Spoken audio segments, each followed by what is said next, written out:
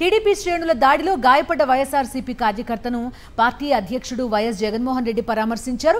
వైఎస్ఆర్ జిల్లా పర్యటనకు వెళ్లిన ఆయన కడప రిమ్స్ కి వెళ్లి బాధితుడు అజయ్ను కలిసి నేనున్నానని ధైర్యం చెప్పారు. వేంపల్లిలో శుక్రవారం వైఎస్ఆర్సీపీ కార్యకర్త అజయ్ కుమార్ రెడ్డిపై టీడీపీ శ్రేణులు దాడి చేశాయి. ఈ దాడిలో అజయ్ తీవ్రంగా గాయపడ్డాడు. దీంతో ఆయన్ను కడప రిమ్స్ కు తరలించి చికిత్స అందించారు. కార్యకర్త దాడి గురించి తెలుసుకున్న జగన్ నేరుగా ఎయిర్పోర్ట్ నుంచి రిమ్స్ కు వెళ్లారు. దాడి జరిగిన విధానం గురించి అడిగి తెలుసుకున్న ఆయన ధైర్యంగా ఉండాలని, పార్టీ తరపున అవసరమైన సాయం చేస్తామని భరోసా కల్పించారు.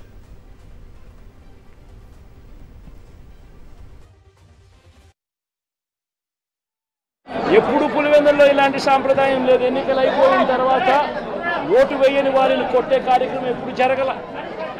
రాష్ట్ర వ్యాప్తంగా కూడా ఒక భయాందోళన వాతావరణం క్రియేట్ చేయడం కోసం అని రాష్ట్ర వ్యాప్తంగా ఇదే చేయిస్తూ ఉన్నారు దగ్గరుండి. ఏం సాధిస్తారు దీనివల్ల?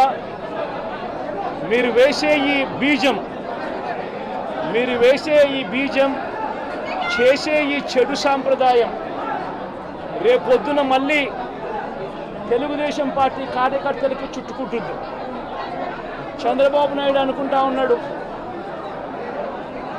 తానేదో ఈ మాదిరిగా చేసి భయాందోళన క్రియేట్ చేసి వైఎస్ఆర్ కాంగ్రెస్ పార్టీకి ఓటు వేసిన వాళ్ళని కొట్టడం వల్ల ఒక తెలియని ఆనందం తనలో ఏదో పొందాలని చెప్పి అనుకుంటా ఉన్నాడు. రాష్ట్ర వ్యాప్తంగా ఒక భయాన్ని క్రియేట్ చేయాలని ప్రయత్నం చేస్తూ ఉన్నాడు. కానీ నేను చంద్రబాబు నాయుడు గారికి మరొక్కసారి కూడా చెప్తా ఉన్నా, ఒక చెడు సాంప్రదాయానికి నాంది పలుకుతూ ఉన్నారు. దయచేసి ఆపండి. ఆపకపోతే మాత్రం ఎల్లకాలం మీరే అధికారంలో ఉండరు. అధికారం మారిన రోజున ప్రజలు చంద్రబాబు నాయుడు గారు చేస్తూ ఉన్న ఈ అన్యాయాలను చూసి శిశుపాలని పాపాలు పండినట్టుగా ఆ పాపాలు చాలా వేగంగా పండుతూ ఉన్నాయి. అధికారం మారిన రోజున తాను చేస్తూ ఉన్న ఈ చెడు సాంప్రదాయం తనకే చుట్టుకుంటుంది. చంద్రబాబు మోసపూరిత హామీలపై తీవ్ర స్థాయిలో ధ్వజమెత్తారు వైఎస్ఆర్సీపీ అధినేత వైఎస్ జగన్. రైతు భరోసా, నిరుద్యోగ భృతి, అమ్మఒడి, మహిళలకు ఇస్తామన్న 1500 రూపాయలు ఏమైందని నిలదీశారు. దాడులపై కాకుండా ఇచ్చిన హామీలపై దృష్టి సారించాలని చంద్రబాబుకు వైఎస్ జగన్ హితవు పలికారు. ఒకసారి హాస్పిటల్లో కూడా ఒకసారి చూడండి. ఒకసారి 90 మంది పిల్లలు ఇక్కడ జాయిన్ అయ్యారు. మధ్యాహ్న భోజనం పథకం సరిగ్గా జరగక పిల్లలకు కనీసం బ్యాగుల సప్లై కూడా సరిగ్గా జరగడం లేదు. ఇచ్చేటోడు ఎవడు ఇవ్వడం లేదు. సరిగ్గా వ్యవస్థ అనేది ఏది సరిగ్గా జరగడం లేదు. వ్యవస్థను గాడిలో పెట్టండి. మాకు రావాల్సిన 10% మంది ఓట్లు మీకు వైపు డ్రిఫ్ట్ అయ్యాయి అని అంటే కేవలం మీరు చేసిన మోసపూరిత వాగ్దానాల వల్ల డ్రిఫ్ట్ అయ్యాయి. ప్రజలు మీ దగ్గర నుంచి ఎక్స్పెక్ట్ చేస్తూ ఉన్నారు. రైతులు అల్లాడిపోతూ ఉన్నారు. రైతు భరోసా అందక కానీ తల్లులకు అమ్మఒడి కార్యక్రమం ద్వారా వస్తూ ఉన్నది రావడం లేదు. అక్క చెల్లెమ్మలకి ఇస్తామన్నారు నెల 1500 రూపాయలు. అది ఇచ్చే కార్యక్రమం చూసుకోండి. ఇంటింటికి ఉద్యోగం అన్నారు. ఉద్యోగం ఇవ్వకపోతే 3000 రూపాయలు ప్రతి ఇంటికి నిరుద్యోగ వృత్తి అన్నారు. ఆ పిల్లలందరూ ఎదురు చూస్తూ ఉన్నారు. మీరు ఎప్పుడెప్పుడు ఇస్తారు 3000 రూపాయలు నిరుద్యోగ వృత్తి అని. అది చూసుకోండి.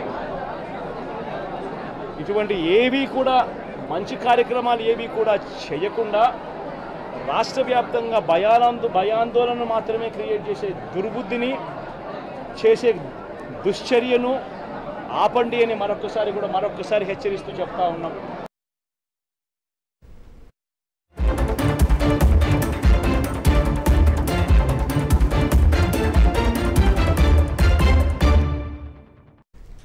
జాతీయ వార్తలు చూద్దాం. పార్లమెంట్ బడ్జెట్ సమావేశాలకు షెడ్యూల్ ఖరారైంది. ఈ నెల 22 నుంచి బడ్జెట్ సెషన్ ప్రారంభం కానుంది. జూలై 23న లోక్సభలో వార్షిక బడ్జెట్ ప్రవేశపెట్టనున్నారు కేంద్ర ఆర్థిక మంత్రి నిర్మలా సీతారామన్. మోదీ 3.0 ప్రభుత్వానికి ఇదే తొలి బడ్జెట్. వికసిత్ భారత్ లక్ష్యంగా వార్షిక బడ్జెట్లో కేంద్రం పలు కీలక నిర్ణయాలు ప్రకటించే ఛాన్స్ ఉంది. అలాగే ఆదాయ పన్ను మినహాయింపులు ఉంటాయనే ప్రచారం కూడా జరుగుతోంది. ఆగస్టు 12 వరకు బడ్జెట్ సమావేశాలు కొనసాగనున్నాయి. నీట్ యూజీ కౌన్సిలింగ్ వాయిదా పడింది. తదుపరి ఉత్తర్వులు ఇచ్చేంత వరకు కౌన్సిలింగ్ వాయిదా వేస్తున్నట్లుగా నేషనల్ టెస్టింగ్ ఏజెన్సీ ఎన్టీఏ వెల్లడించింది. కొత్త తేదీలను కేంద్రం విద్యాశాఖ త్వరలోనే ప్రకటిస్తుందని తెలిపింది. మే 5న నీట్ నిర్వహించిన ఎన్టీఏ జూన్ 4న రిజల్ట్స్ ప్రకటించింది. నిర్ణీత షెడ్యూల్ ప్రకారం ఇవాల్టి నుంచి కౌన్సిలింగ్ ప్రారంభం కావాల్సి ఉంది. అయితే నీట్ పేపర్ లీకేజ్, పరీక్ష నిర్వహణలో అక్రమాలు జరిగాయన్న ఆరోపణలు దేశవ్యాప్తంగా ప్రకంపనలు సృష్టించాయి. నీట్ రద్దు చేయాలని, కౌన్సిలింగ్ ఆపాలని సుప్రీంకోర్టులో పిటిషన్లు దాఖలయ్యాయి. కౌన్సిలింగ్ వాయిదా వేసేందుకు సర్వోన్నత న్యాయస్థానం ఒప్పుకోలేదు. అటు కేంద్రం కూడా నీట్ రద్దు సహేతుకం కాదని, నిజాయితీతో పరీక్ష రాసిన లక్షల మంది విద్యార్థుల ప్రయోజనాలు దెబ్బతింటాయని పేర్కొంది. నీట్ పేపర్ లీక్ కేసును సిబిఐకి అప్పగించింది. తాజాగా చివరి నిమిషంలో నీట్ యూజీ కౌన్సిలింగ్ ని వాయిదా వేసింది ఎన్టీఏ. బీఎస్పీ తమిళనాడు రాష్ట్ర అధ్యక్షుడు కె ఆమ్స్ట్రాంగ్ గుర్తు తెలియని వ్యక్తుల చేతిలో దారుణ హత్యకు గురయ్యారు. చెన్నై పెరంబూర్ ప్రాంతంలో శుక్రవారం రాత్రి జరిగింది ఘటన. బైక్ల మీద వచ్చిన కొందరు దుండగులు ఆమ్స్ట్రాంగ్ పై కత్తులతో దాడి చేశారు. ఆ టైంలో ఆయన వెంట ఉన్న మరో ఇద్దరిని కూడా గాయపరిచారు. వెంటనే ఆయన్ను స్థానిక రాజీవ్ గాంధీ జనరల్ ఆసుపత్రికి తరలించగా అప్పటికే ఆయన మృతి చెందినట్లుగా డాక్టర్లు నిర్ధారించారు. ఈ ఘటన స్థానికంగా అలజడి సృష్టించింది. దాడి ఆయన ఇంటికి సమీపంలోనే జరిగిందని సెంబియామ్మ పోలీసులు తెలిపారు. ఫుడ్ డెలివరీ బాయ్స్ గెటప్లు వేసుకొచ్చారని, పార్టీ కార్యకర్తలతో ఆయన మాట్లాడుతుండగానే కత్తులతో దాడి చేశారని ప్రత్యక్ష సాక్షులు వాంగ్మూలాన్ని పోలీసులు మీడియాకు తెలిపారు. ఈ ఘటనపై కేసు నమోదు చేసి దర్యాప్తు చేస్తున్నారు పోలీసులు. ఈశాన్య రాష్ట్రం అసోంలో వరద విలయం కొనసాగుతోంది. బ్రహ్మపుత్ర, దాని ఉపనదులు ఉప్పొంగడంతో 30 జిల్లాల్లో జనజీవనం అస్తవ్యస్తమైంది. వేల గ్రామాలు జల దిగ్బంధంలో చిక్కుకుపోయాయి. 24 లక్షల మంది ప్రభావితమయ్యారు. అత్యధికంగా ధూబ్రి జిల్లాలో 7 లక్షల మందికి పైగా ప్రభావితమైనట్లుగా అధికార వర్గాలు తెలిపాయి. రాజధాని గౌహతిని వరద నీరు ముంచెత్తింది. కాలనీలు చెరువుల్లా మారిపోయాయి. కామ్రూప్ జిల్లాలో కొండచర్యలు విరిగిపడి 2 ప్రాణాలు కోల్పోయారు. వీరిలో ఓ చిన్నారి కూడా ఉంది. వరదలు, కొండచర్యలు విరిగిపడటం, తుఫానుల కారణంగా రాష్ట్రంలో ఇప్పటి వరకు మరణించిన వారి సంఖ్య 64కు పెరిగింది. ఆర్మీ, ఎన్డీఆర్ఎఫ్, ఎస్డీఆర్ఎఫ్ బలగాలు ముంపు ప్రాంతాల్లో సహాయక చర్యలు చేపడుతున్నాయి.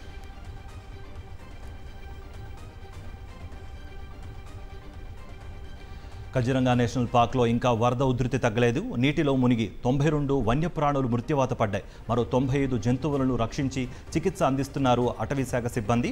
బ్రహ్మపుత్ర నది ఉప్పొంగి కజిరంగాను ముంచెత్తింది. పార్క్లోని 173 అటవీ క్యాంప్స్ ఇంకా వరద ముంపులోనే ఉన్నాయి.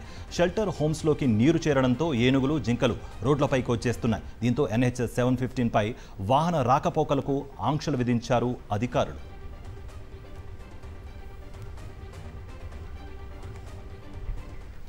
Rai TV non-stop news updates.